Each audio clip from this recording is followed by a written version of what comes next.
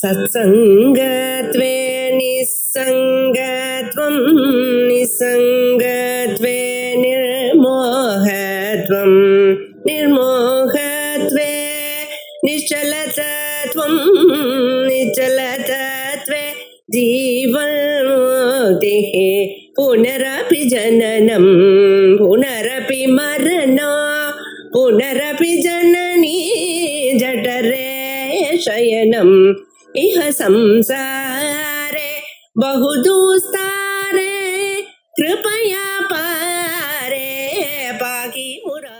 आश्रमाः त्रिविधाः हीन मध्यम उत्कृष्ट दृष्टि। प्रत्येक मनुष्य की दृष्टि किस प्रकार की है?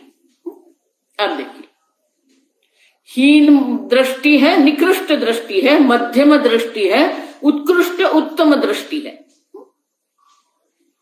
तो प्रत्येक व्यक्ति का जो स्वभाव है, कल हमने जो देखा, स्वभावजम जो है, तो स्वभाव के अनुसार, गुण के अनुसार शास्त्र उनको विधान करते हैं। उपासना उपदेष्टा इयम्। ये जो उपासना का उपदेश जो शास्त्र ने किया है, वो उनके लिए आधार क्या है? तो कल हमने देखा कि हीन मध्यम उत्कृष्ट। तो हीन दृष्टि किसको कहेंगे? तो हीन दृष्टि जिसकी है, माने कि उनके हृदय में अभी भी राग द्वेष की प्रधानता है, अभी भी वो सगुण साकार जगत में ही लटका हुआ है। अब ठीक से समझना है, कोई सीधे सीधे ब्रह्म ज्ञान नहीं प्राप्त कर सकता। आजकल जो ये लोग कर रहे हैं ना, समाधि लग गई, गुरुजी ने एक लात मार दिया और समाधि में बैठ गया, गुरुजी ने लात मार दिया, शक्तिपात कर दिया, कुंडलिनी जागृत होगी। कुछ नहीं है ऐसा। हीन दृष्टि मानी कि जो संसारी है, जो राग द्वेष की प्रधानता जिससे जीवन में है, लेकिन ये वेद की अनुकंपा, आगे कहेंगे, ये वेद माता की अनुकंपा है। ये वेद माता की हमारे ऊपर दयालु वेद माता है, तो उन्हें अनुकंपा, उनकी करुणा है। प्रत्येक जीव को उत्तम दृष्टि कैसे प्राप्त करवानी है, वो उत्तम दृष्टि प्राप्त करवाने के लिए ही श्रुति माता अनेक प्रकार के कर्म, अनेक प्रकार की उपासनाएं दर्शाती है। तो हीन दृष्टि है, उनके लिए क्या है? तो आनंद गिरि महाराज कहते हैं, कार्य ब्रह्म विषयत्वाद निकृष्टत्वम। तो जिसकी बुद्धि ये कार्य ब्रह्म माने क्या है? सगुण साकार जगत जो है, ये सगुण साकार जगत जो है, जिसके अंदर अभी भी उनकी बुद्धि फंसी हुई है, उनको सीधे सीधे आप कहेंगे निर्गुण निराकार का ध्यान करो, नहीं कर सकते। जब देखो, इसीलिए ईश्वर के 3 प्रकार से उपासना है। ईश्वर की जो अभिव्यक्ति है, वो 3 प्रकार से अभिव्यक्ति है। वो ईश्वर जो ब्रह्म, जो जगत कारण ब्रह्म ईश्वर जो है, कार्य ब्रह्म विषयत्वाद निकृष्टत्वम। कार्य ब्रह्म माने कि ये जगत के रूप में जो ईश्वर अभिव्यक्त हुए हैं, जो सगुण साकार जगत है। तो बुद्धि जब सगुण साकार में फंसी हुई है, तो जहां हमारी बुद्धि है, वहां से ही हमें आरंभ करना पड़ेगा।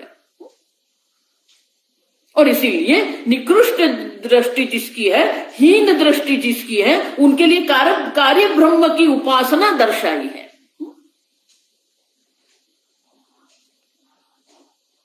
उसे हम भक्ति कहते हैं। जो भक्ति में क्या है?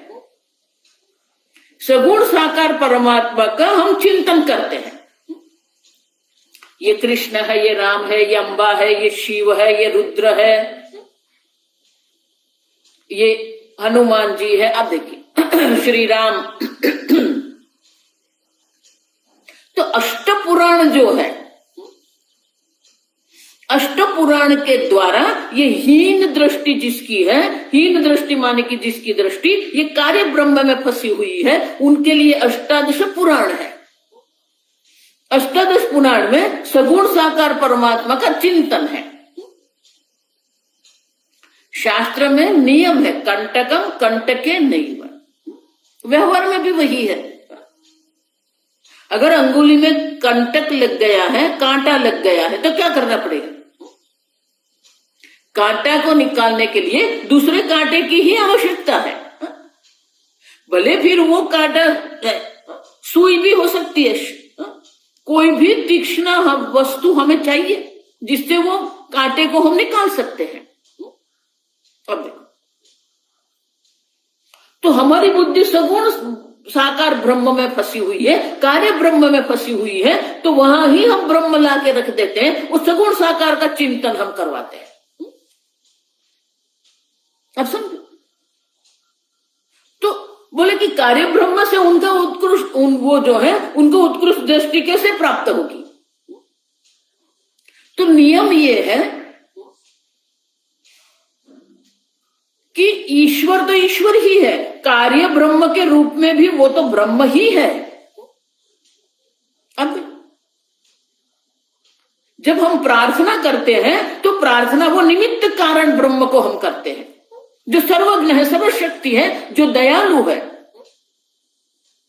प्रार्थना हमारी निमित्त कारण को होती है, लेकिन पूजा जो हम करते हैं वो उपादान कारण है। अब देखो, अब पूजा करो, पाठ करो, पारायण करो, स्तोत्र पाठ करो, सुक्ति पाठ करो, तो ये कार्य ब्रह्म जिसको विराट ब्रह्म की उपासना भी कहते हैं। तो ये जो प्रत्यक्ष रूप से जो सगुण साकार परमात्मा का रूप है, उनका कार्य ब्रह्म का चिंतन करना है। ऐसा मत मानना कि अवतारवाद वेद में नहीं है अवतारवाद। देवताओं को जब अभिमान आ गए, अस्माकम विजयम अस्माकम विजयम,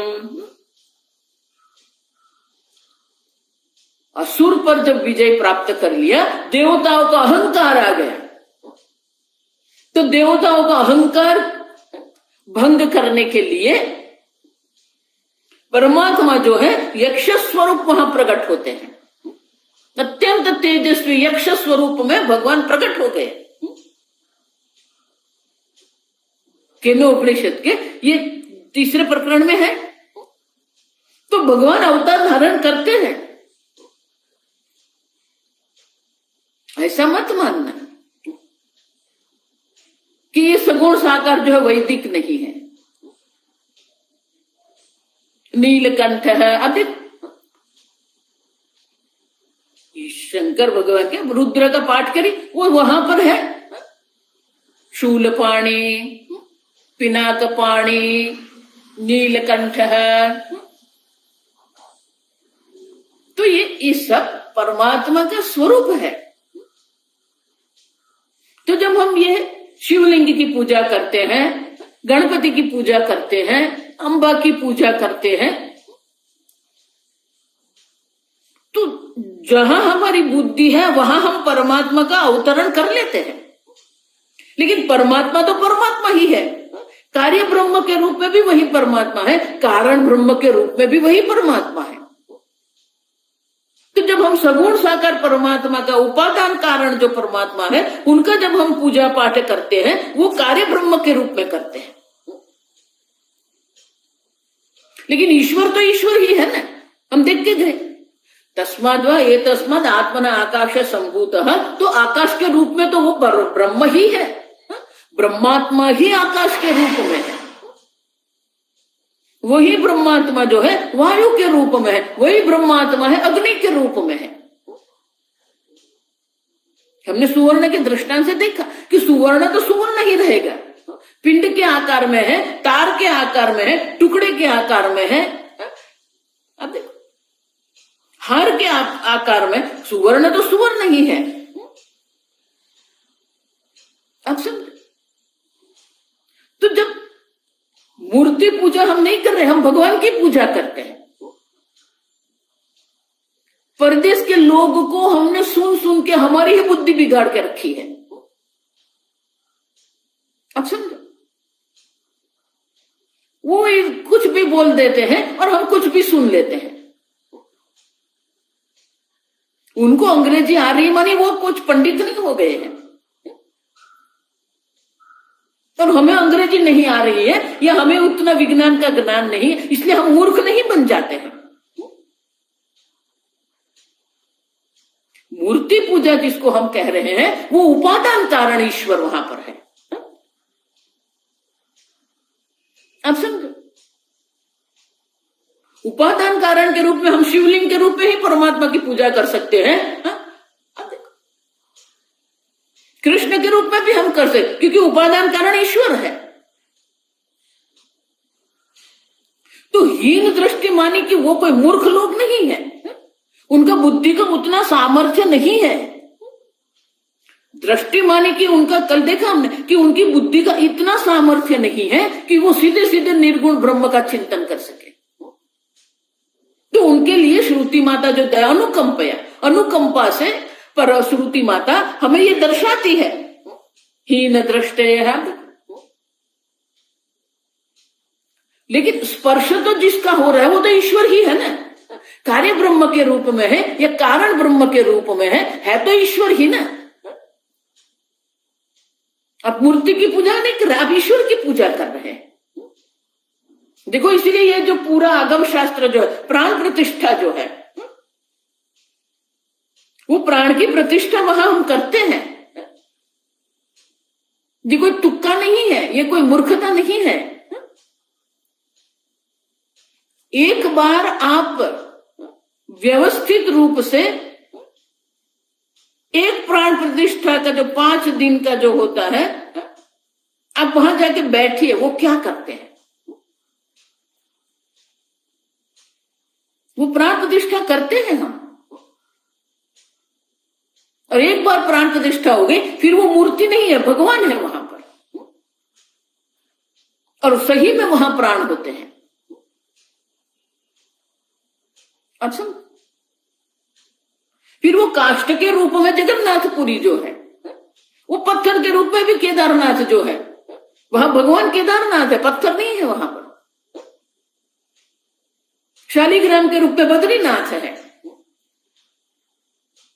अब समझो, 12 ज्योतिर्लिंग है, 56 जो है वो शक्तिपीठ है।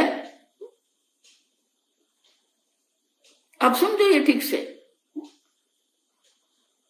उनकी बुद्धि का उतना सामर्थ्य नहीं है, इसलिए उनको हम सगुण साकार रूप में उनकी पूजा करवाते हैं। लेकिन ईश्वर तो ईश्वर ही है, जिसका स्पर्श हो रहा है वो तो ईश्वर ही है।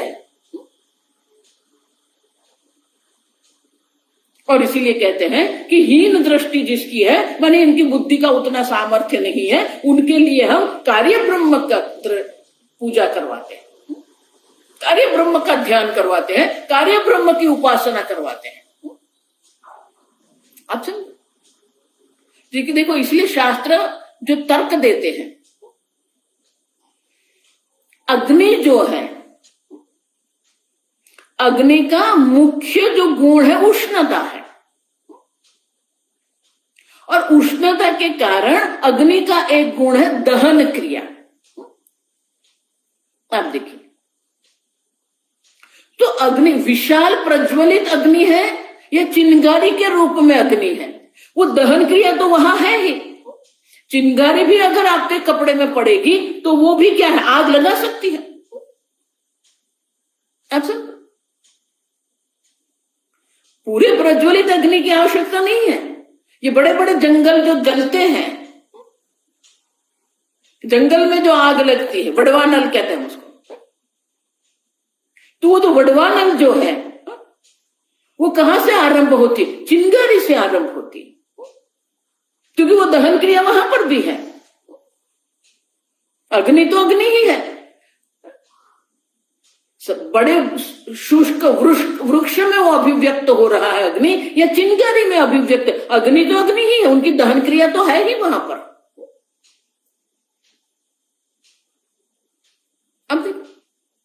उसी प्रकार से ईश्वर तो ईश्वर ही है। ईश्वर की शक्ति जो है, कार्य ब्रह्म में भी वही ईश्वर शक्ति है, वही सर्वज्ञ सर्वशक्तिमान ईश्वर है। मूर्खता मत करो। ये वेदांत पढ़ते हैं ना तो लोगों को ऐसा, ये क्या है, ये पूजा पाठ क्यों करना है, हम तो निर्गुण ब्रह्म का करते, करो।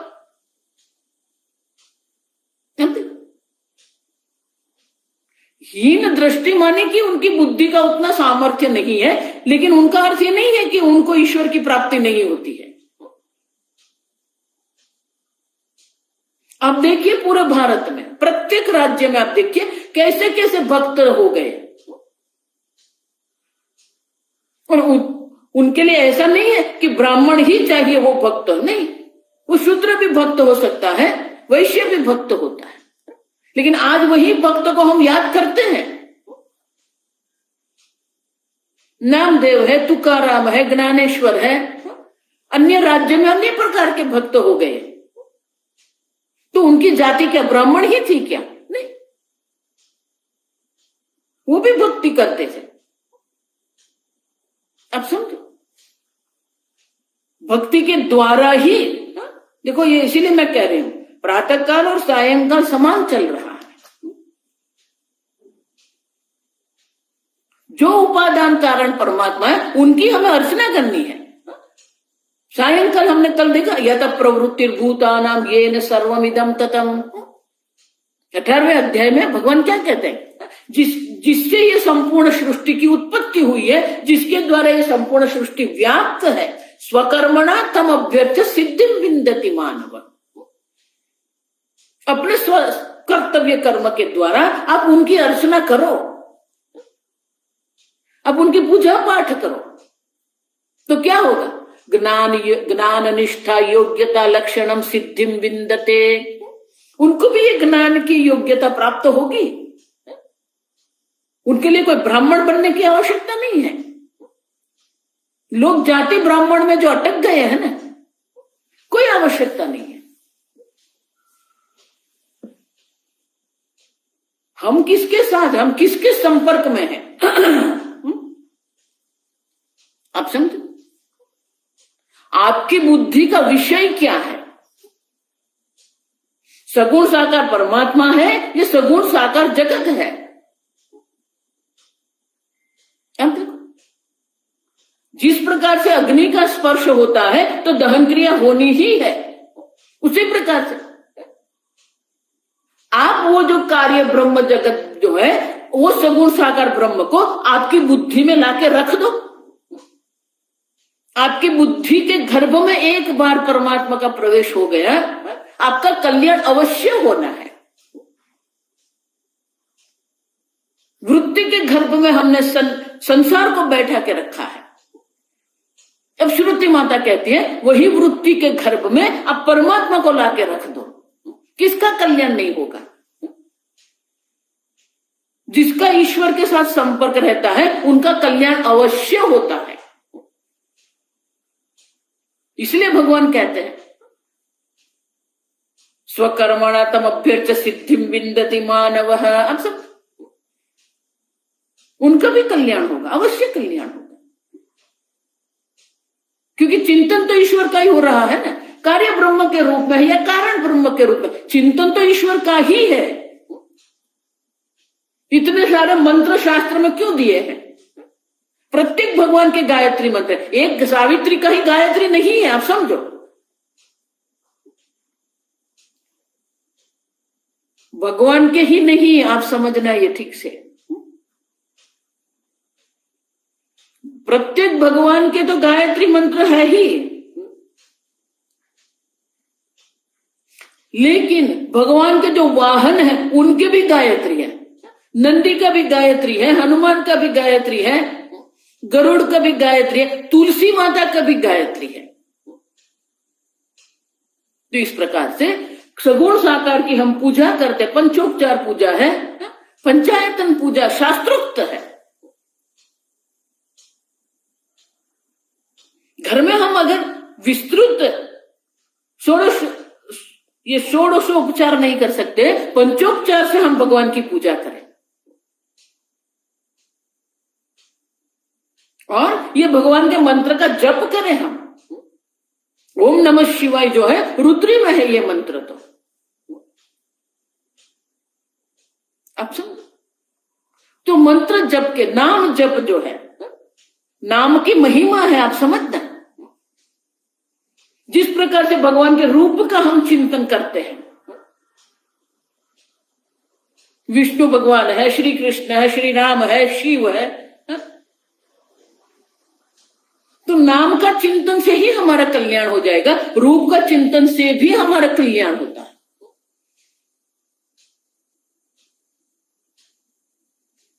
आपकी वृत्ति में आप भगवान को प्रवेश करवा दो, बस करना इतना ही है। आपके जो राग द्वेष है, राग द्वेष का विषय संसार है, अब राग द्वेष का विषय आप परमात्मा को बना दो, फिर देखो कल्याण क्यों नहीं होता है। आप समझ, एक बार हमारी वृत्ति में परमात्मा आ गए फिर कल्याण ही है, आनंद ही आनंद है। मच्चित्ताः मद्गत प्राणाः बोधयन्त परस्परम कथयन्तश्च माम नित्यम तुष्यन्ति च रमन्ति च। अब देखिए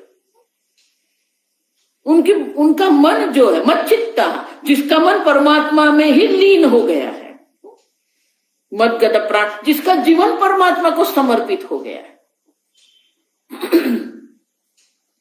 बोधयन्त परस्परम, परस्पर बोध भी किसका कर रहे हैं? ईश्वर का ही चिंतन करते हैं, ईश्वर की ही चर्चा करते हैं।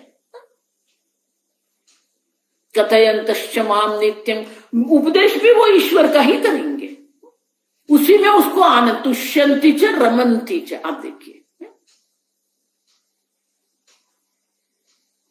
गीता में भगवान स्वयं कहते हैं, इस प्रकार से आप जब मेरा चिंतन करते रहते हैं, उसी में आपको संतोष है, उसी में आप रमण कर रहे हैं। एवं सतत युक्तानाम भजताम माम प्रीति पूर्वकम ददामि बुद्धि योगम। अब देखो बुद्धि योग माने ज्ञान योग, ये न माम आपनुयन्, जिसके द्वारा वो मुझे प्राप्त कर सकता है। लेकिन करना तो हमें है ना। एवं सतत युक्तानाम भजताम माम प्रीति पूर्वकम, जो ये कार्य ब्रह्म की प्रीति पूर्वक करता है, तो उनका भी मैं कल्याण करता हूं, उसे भी मैं ऐसी अनुकूलता देता हूं। बाह्य रूप से भी अनुकूलता हमें हो जाती है, आंतरिक रूप से भी अनुकूलता होती है। बाह्य रूप से अनुकूलता होने मात्र से कुछ नहीं होता है। इसलिए मैं आपको कहती हूं, आप जाइए कुंभ मेले में,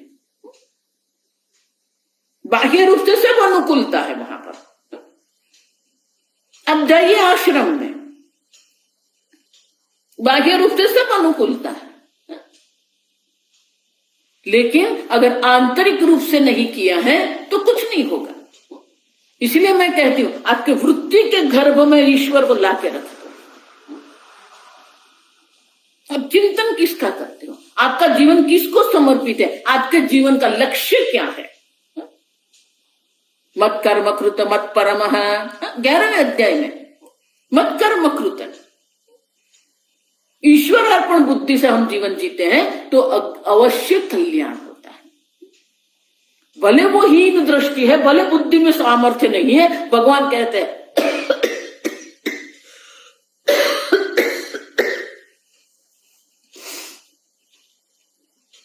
ददामि बुद्धि योगम तम। कालिदास का ही दृष्टांत है हमारे पास। मंद बुद्धि से वृक्ष की जिस शाखा पर वो बैठे थे उसी को काटते थे।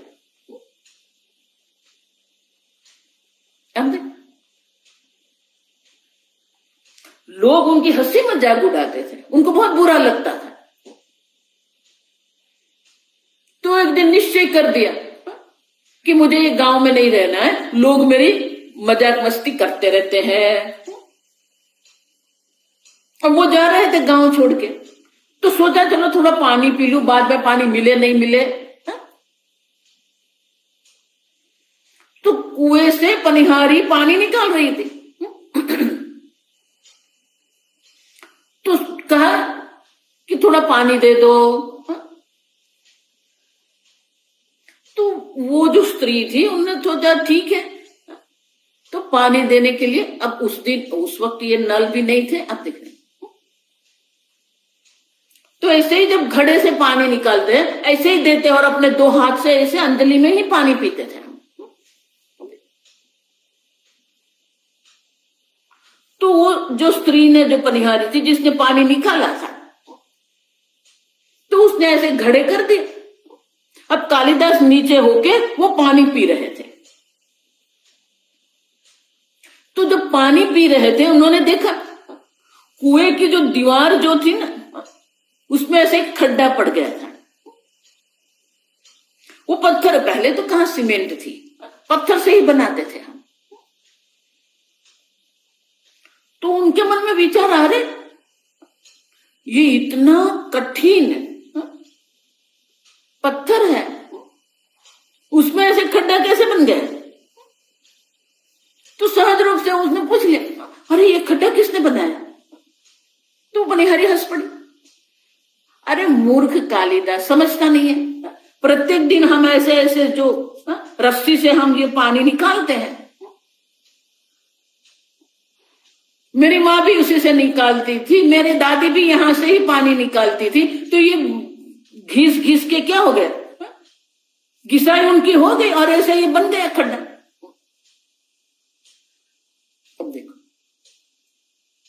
तो कालिदास के मन में आया कि अगर एक रस्सी जो है और वो पानी से भरा हुआ घड़ा जो है, उनका एक वजन होता है, भार होता है, वो उनका भार और ये रस्सी दोनों के कारण अगर इतने कठिन पत्थर में भी एक खड्डा पड़ जाता है, तो मेरी बुद्धि तो चेतन है। तो उन्होंने क्या किया, सरस्वती की उपासना की, वो कालिदास बन गया। उपमा कालिदासस्य। अब पढ़िए रघुवंश, अब पढ़िए ऋतु संहार, ददामी बुद्धि, आप समझे। और इसीलिए आनंद गिरी महाराज कहते हैं, जो हीन दृष्टि जिसकी है, जिसकी बुद्धि का सामर्थ्य कम है, उनके लिए क्या है, कार्य ब्रह्म विषयत्वात् निकृष्टम, उसको कार्य ब्रह्म की उपासना देते हैं। मध्यमत्वम कारण ब्रह्म विषयत्वात्, जो मध्यम अधिकारी जो है उनके लिए कारण ब्रह्म का चिंतन है। कारण ब्रह्म मानी क्या है, अभिन्न निमित्त उपादान कारण जो ईश्वर है, उनका चिंतन उनके लिए। अब देखिए भागवत के आप दूसरे स्कंद में देखिए, सर्ग जो है, पहला स्कंद अधिकारी स्कंद है, दूसरा जो सर्ग स्कंद है, वह 3 प्रकार से विराट परमात्मा की उपासना दर्शाई है। देखो, ये भागवत को भी लोगों ने सप्ताह में जो मर्यादित कर दिया है ना, उसमें न तो कोई भागवत का श्लोक है, न भागवत की कथा है, न भागवत के कोई संवाद है। ठीक है, वो भी चलता है। हीन दृष्टि जिसकी है उनके लिए भागवत सप्ताह भी ठीक है, उनके अधिकारित्व से वो भी ठीक है, हम उनकी कोई निंदा नहीं करेंगे, ठीक है। लेकिन मूल भागवत जो है, पहला स्कंद जो है, उसे अधिकारी स्कंद कहते हैं। अब समझ, क्यों? क्योंकि परीक्षित को 7 दिन में जो मोक्ष प्राप्ति हो गई, तो बोले 7 दिन में उनका अधिकारित्व तो क्या था कि 7 दिन में उनको ब्रह्म ज्ञान हो गया। तो उनको अधिकारित्व तो सिद्ध करने के लिए ये प्रथम स्कंद, जिसको हम अधिकार स्कंद कहते हैं। परीक्षित के पिता जो अभिमन्यु थे, वो भगवान श्री कृष्ण के बहन का पुत्र था। उनकी पत्नी उत्तरा जो थी, वो भगवान की भक्त थी। श्री कृष्ण भगवान अभिमन्यु के मामा थे। भगवान श्री कृष्ण के पास रहकर ही युद्ध विद्या जिसने सीख ली थी, वो भगवान का भक्त था।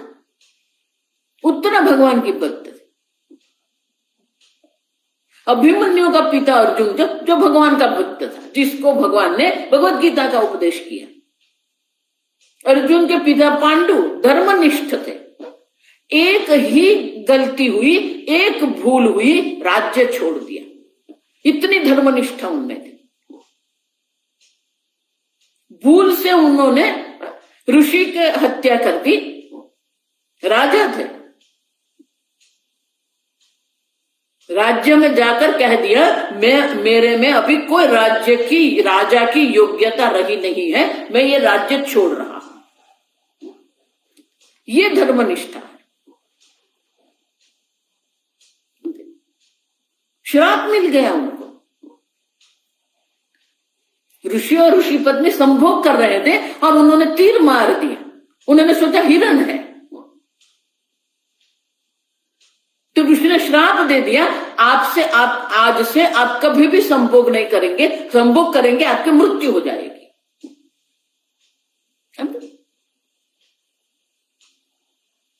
तो राज्य में आए, कुंती और माद्री को कह दिया कि मैं ये राजा पद छोड़ रहा हूं, मैं जंगल में जाके निवास करूंगा। ये धर्मनिष्ठा, इतने धर्मनिष्ठ थे पांडु।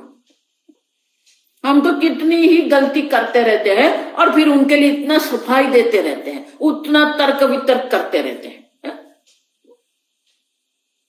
आपकी बुद्धि जो है वो आपकी गलती को छुपाने के लिए नहीं है। तर्क वितर्क करके क्या करेंगे? अन्य पर दोषारोपण करके आप कितना करेंगे? अच्छा, जो हो गया उनका दायित्व तो आपको लेना ही है। इस जीवन में अगर प्रतिकूलता है तो उनके पीछे आपके पूर्व जन्म के कोई ऐसे पाप कर्म है जो अभी ये प्रतिकूलता के रूप में आ रहे हैं, तो आप दायित्व क्यों नहीं लेते? दूसरे पर क्या दोषारोपण करते हो?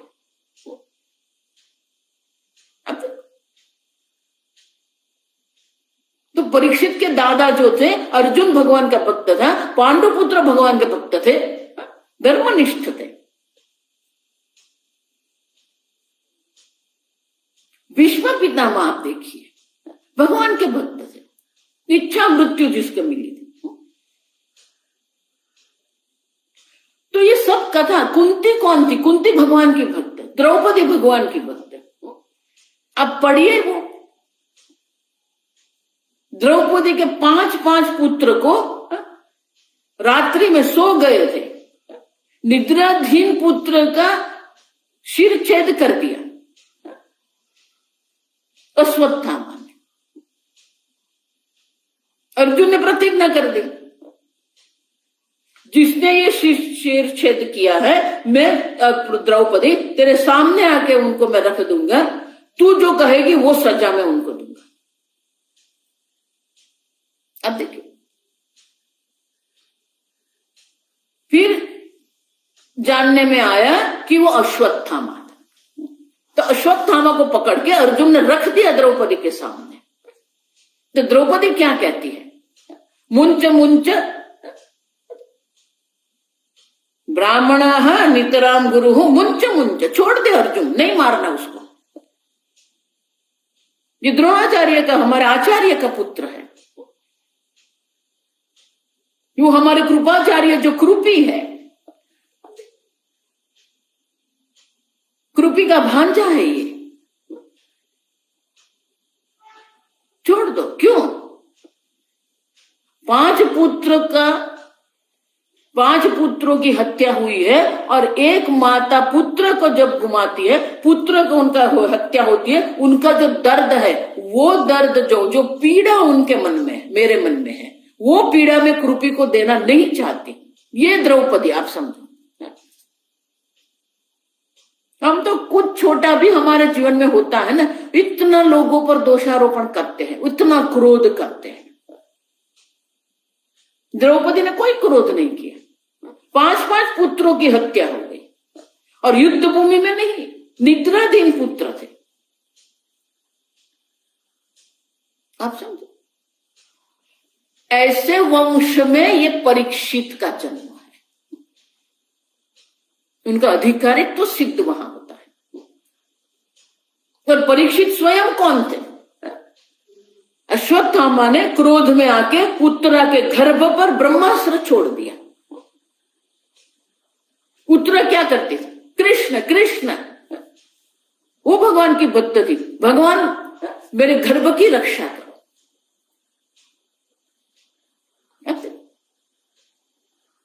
जब उनके गर्भ की रक्षा करने भगवान वहां आए, गदा लेके आए। आप देखिए, अपनी गदा को ऐसे घुमाते थे कि चक्र की तरह वो दिख रहा था।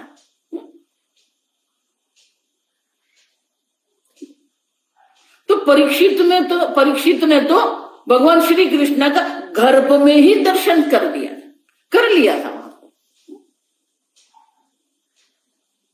और जब वहां बाहर निकले तो गर्भ में जो परमात्मा का, देखो जब उनका जन्म हुआ ना, तब कृष्ण भगवान नहीं रहे थे। तो परीक्षित ने प्रत्यक्ष रूप से श्री कृष्ण के दर्शन नहीं किए थे।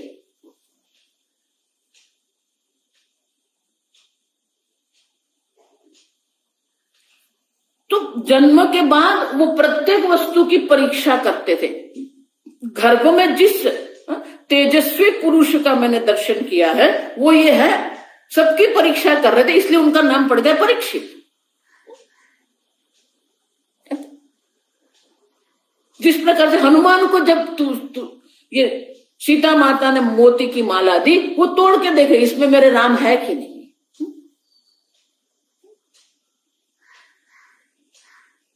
ऐसे परीक्षित को जब ब्रह्म ज्ञान का उपदेश किया, तो दूसरे स्कंद में 3 प्रकार से विराट परमात्मा के उपदेश है। और वहां स्पष्ट रूप से कहते हैं कि परीक्षित, ये विराट परमात्मा का आप ध्यान करो। विराट परमात्मा माने क्या है? निकृष्ट दृष्टि जिसकी है, उनके लिए सगुण साकार परमात्मा है। मध्यम दृष्टि जिसकी है, उनको कारण ब्रह्म की उपासना। मध्यमत्वम कारण ब्रह्म विषयत्वात्, कारण ब्रह्म निमित्त, अभिन्न निमित्त उपादान कारण जो परमात्मा है। अब देखो, वो कारण ब्रह्म है, सगुण है लेकिन निराकार है। सगुण साकार है, उसी प्रकार से सगुण क्यों है? क्योंकि सर्वज्ञ है, सर्वशक्ति है, सर्वव्यापी परमात्मा, जो विराट स्वरूप परमात्मा है। 11वें अध्याय में जो अर्जुन ने भगवान को उपदेश किया, वो विराट परमात्मा, वो सगुण निराकार परमात्मा। तो शास्त्र में अनेक प्रकार से विराट पुरुष की, पुरुष सूक्त क्या है? वही विराट पुरुष है। रुद्र क्या है? वही विराट स्वरूप है। तो सगुण निराकार की उपासना जो है, कारण ब्रह्म की उपासना है, वो मध्यम दृष्टि जिसकी है, उनके लिए है। अच्छा, लेकिन उत्कृष्ट दृष्टि वाले जो है, उत्कृष्टत्व अद्वैत विषयत्व, जो निर्गुण निराकार का चिंतन करने का जिसकी बुद्धि में सामर्थ्य है, वो उत्कृष्ट है, उत्तम अधिकारी है।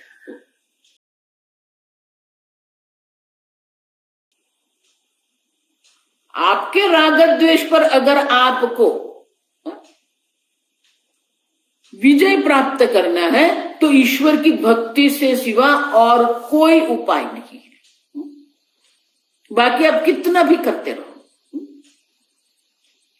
आपकी वृत्ति में ईश्वर आएंगे, आपके राग द्वेष। देखो, इसलिए भगवान कहते हैं, अच्छा मत परायण, मेरे परायण बन जाओ अर्जुन। त्रैगुण्य विषया वेदाः नैस्त्रैगुण्यो भवार्जुन। निर्योग क्षेम आत्मवान भव मत्परः। तो कारण ब्रह्म, भगवत गीता में भी 1 या 2 बार ही ये सगुण साकार है, बाकी सगुण निराकार परमात्मा का ही चिंतन है, कारण ब्रह्म का चिंतन है। 4थे अध्याय में जब भगवान ये दर्शाते हैं, अवतारवाद की बात करते हैं, वो सगुण साकार है, अवतारवाद है। यदा यदा हि धर्मस्य ग्लानिर्भवति भारत तदात्मानं सृजाम्यहम्। तब मैं अवतार धारण करता हूं अर्जुन। लेकिन संपूर्ण भगवत गीता में अभिन्न निमित्त उपादान कारण जो है सगुण निराकार जो परमात्मा है उनका चिंतन है। मध्यम अधिकारी के लिए ये विराट परमात्मा की उपासना है। अब देखिए शास्त्र में अनेक प्रकार की उपासना है और जो उत्कृष्ट जो है उनके अद्वैत विषय है। अब समझो, देखो मैं ये इसलिए कह रही हूं कि यहां वही है उपासना उपदेष्टा इयम तदर्थम मध्य मध्यम दृष्टि आश्रमाद्यार्थम। अब देखो जो वाक्य हमने पढ़ा, ये उपासना का उपदेश जो किया गया है किसके लिए है? मंद मध्यम दृष्टि आश्रमादि अर्थम कर्माणि च। जो मंद मध्यम दृष्टि जिसकी है उनके लिए उपासना का उपदेश किया गया है। कार्य ब्रह्म की पूजा पाठ है या कारण ब्रह्म की उपासना है। कर्माणि च, शंकराचार्य जी कहते हैं वेद में कर्म का जितना भी उपदेश किया है वो भी इस उत्तम दृष्टि प्राप्त करने के उपाय के रूप में ही है। इसलिए भगवान क्या कहते हैं? स्वकर्मणा तम अभ्यर्च विसिद्धिम विन्दति मानव। निष्काम भाव से जब हम कर्म करते हैं तो वही कर्म जो है हमारे मन में जो अशुद्धि जो है सब अशुद्धि की निवृत्ति हो जाती है। कायेन वाचा मनसा केवल इंद्रियैरपि योगिनः कर्म कुर्वन्ति संगम त्यक्त्वा आत्मशुद्धये। अब तो वेद द्वारा जितने भी कर्म का उपदेश किया है वो स्वर्ग आदि की प्राप्ति के लिए नहीं है। यहाँ इस जगत में इस जीवन में ही आत्मशुद्धि प्राप्त करने के लिए ही ये कर्म का उपदेश। और इसलिए शंकराचार्य जी कहते हैं कर्माणि च। आप देखिए जितने कर्म है आप आपके कर्म में निष्ठ रहो, आपके कर्तव्य कर्म करते रहो, लेकिन निष्काम भाव से संगम त्यक्त्वा ब्रह्मण्याधाय कर्माणि संगम त्यक्त्वा करोति यह न लिप्यते स पापेन पद्मपत्र इव अंबसा। कमल का पत्ता जो होता है पानी में ही रहता है लेकिन पानी से कभी भी वो भीगता नहीं है। क्यों? उसी प्रकार हम वही संसार में रहते हैं, वही संसार में कर्म करते रहते हैं, लेकिन कर्म करने के पीछे भावना क्या है? ब्रह्मण्याधाय कर्माणि, ईश्वर अर्पण बुद्धि से कर्म करते रहेंगे, प्रसाद बुद्धि से कर्म फल का स्वीकार करते रहेंगे। हमारी बुद्धि कभी भी ये संसार से राग द्वेष से लेपायमान नहीं होती है।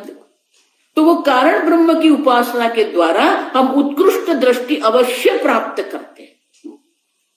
और इसलिए शंकराचार्य जी कहते हैं कि ये जितनी उपासना ये दर्शाई है, जितने उपासना का उपदेश किया है या कर्माणि च, जितने कर्म का भी उपदेश किया है, कर्म उपदेशस्य तदर्थत्वमेव, कर्म का उपदेश भी उसी के लिए ही है। आप समझो, तो जो मंद मध्यम अधिकारी जो है उनके लिए उपासना और कर्म का उपदेश शास्त्र स्वयं करते हैं। ये कर्म के द्वारा ही अंतःकरण शुद्धि होती है, उपासना के द्वारा ही अंतःकरण शुद्धि होती है। अगर अंतःकरण शुद्धि नहीं हुई है, आप कितना भी वेदांत श्रवण करते रहो, वो बौद्धिक कसरत बन के रह जाएगी। बहुत सारे लोग मुझे कहते हैं, स्वामी जी आप कहते हो तब सब ठीक लगता है, बाद में सब क्या होता है, उड़ जाता है। क्यों? भक्ति आवश्यक है। जिज्ञासु भी भगवान का भक्त है, ज्ञानी भी भगवान का भक्त है। भक्ति कोई विकल्प नहीं है, आज जब कर दिया कल नहीं किया तो चलेगा, नहीं। कर्मण्य निरत है, देखो कर्म में जो निरत है, नित्य निरंतर ये परमात्मा की पूजा पाठ करता है। अब समझ, एवं सतत युक्तान, इस प्रकार से जो सतत परमात्मा से युक्त होकर बैठता है। अब समझ, शंकराचार्य जी शिव मानस पूजा में भी क्या कहते हैं, हमारे जीवन के प्रत्येक जो क्रिया जो है उसमें हम ईश्वर को लाके रख दें। आत्मा त्वं गिरिजामति प्राणा सहचरा शरीरं गृहम देहो देवालय प्रोक्त। देखो, आत्मा परमात्मा है। हे परमात्मा, मेरा आत्मा आप ही है। आत्मा त्वं गिरिजामति, गिरिजा जो है वो मेरी मति बुद्धि है। मेरे प्राण जो चल रहे हैं वो प्राण आपके सहचर है। ये शरीर आपका गृह है, शरीरं गृहम। ये भावना बनानी पड़ेगी हमें।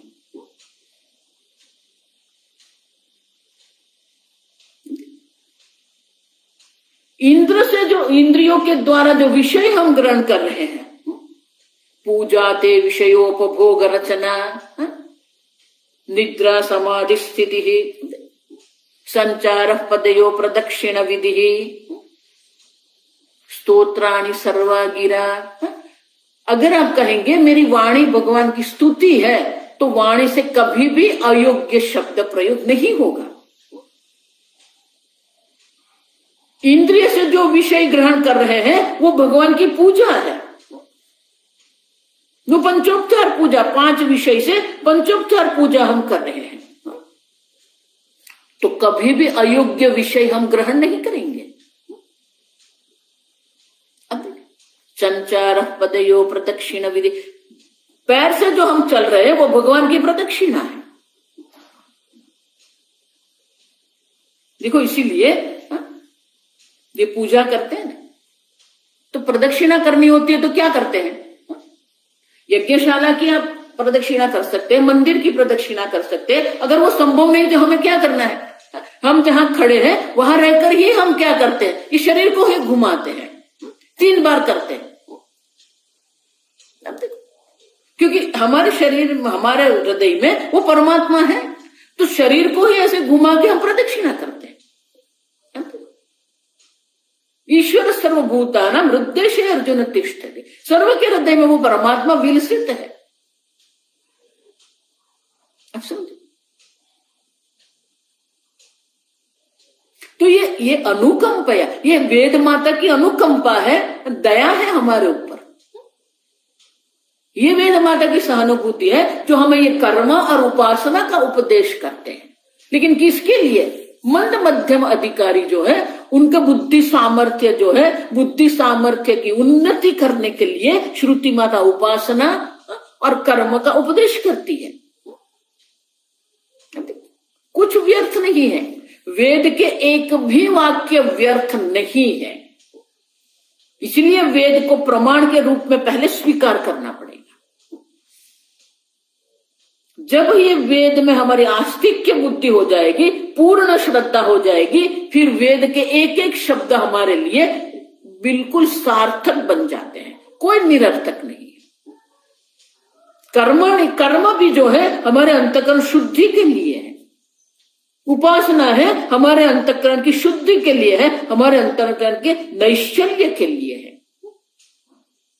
हम आगे देख के गए, ब्रह्म ज्ञान में 3 प्रकार के विघ्न है, मल, विक्षेप, आवरण।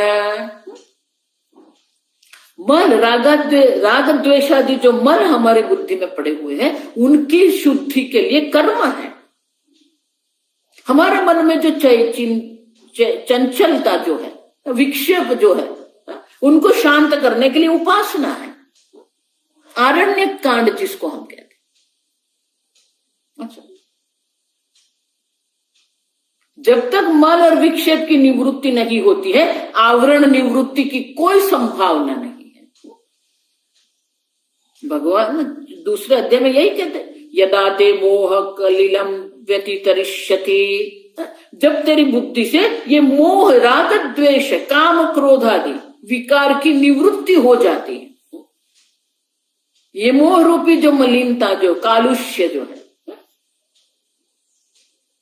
बुद्धिर्व्यतितरस्य तदा गंतासि तब तो हमें वैराग्य होता है ये जगत से। हमारे राग द्वेष पर जब हम प्रभुत्व प्राप्त कर लेते हैं तब हमें ये जगत से वैराग्य होता है। तब ये श्रुति द्वारा जो कहे गए जो कर्म और कर्म फल है, जो सुनने योग्य जो कर्म फल है, उनके प्रति हमारे मन में वैराग्य हो जाएगा। श्रुति विप्रतिपन्ना ते बुद्धि स्थास्यति निश्चला, जब उसी में हमारी बुद्धि निश्चल हो जाती है। समाधो वचला बुद्धि ही, तब हमारी बुद्धि ये समाधि, शंकराचार्य कहते हैं सम्यक आधीयते अस्मिन इति समाधि। इस आत्मा का नाम समाधि है। क्यों? क्योंकि आत्मा में ही संपूर्ण जगत का अधिष्ठान है। देखो सब कहां पर है? सम्यक आधीयते अस्मिन इति समाधि। संपूर्ण जगत कहां पर है? आत्मा में ही है। सर्वभूतस्थम आत्मा,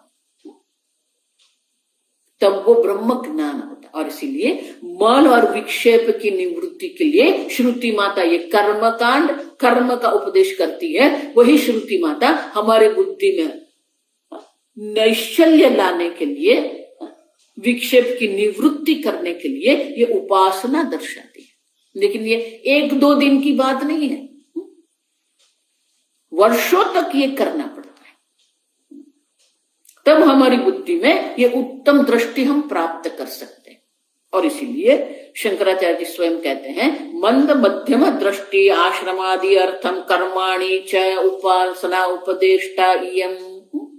ये जितने भी उपासनाएं दर्शाई है, जितने भी कर्म श्रुति माता के द्वारा उपदेश किया गया है, वो मंद मध्यम अधिकारी है। उनको उत्तम अधिकारी बनाने के लिए ही उपाय, उपाया सो अवताराय, देख के गए आगे, ये उपाय है। वो उपाय का अवतरण श्रुति माता स्वयं कर रही है, जिसके द्वारा हम ये अद्वैत दृष्टि, उत्तम दृष्टि हम प्राप्त कर सके। आगे हम कल देखेंगे। ओम असतो मा सद्गमय तमसो मा ज्योतिर्गमय मृत्योर्मा अमृतंगमय। ओम पूर्णमदः पूर्णमिदं पूर्णात् पूर्णमुदच्यते पूर्णस्य पूर्णमादाय पूर्णमेवावशिष्यते। ओम शांति शांति शांति। हरि ओम। श्री गुरुभ्यो नमः। हरि ओम।